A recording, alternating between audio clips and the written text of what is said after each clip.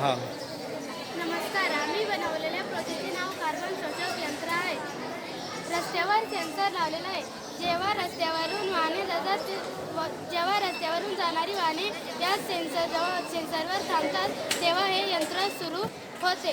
वाहनातून सोडली जाणारी दूषित हवा हे यंत्र शोषून घेते.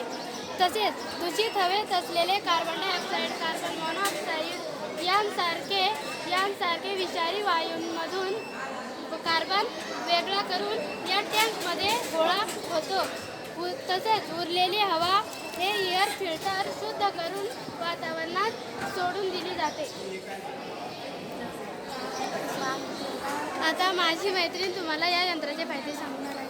नमस्ते, मी तुम्हाला आमच्या यंत्राचे फायदे सांगणार आहे. या टँकमध्ये गोळा झालेल्या कार्बनचा उपयोग शाई बनवण्यासाठी केला जातो.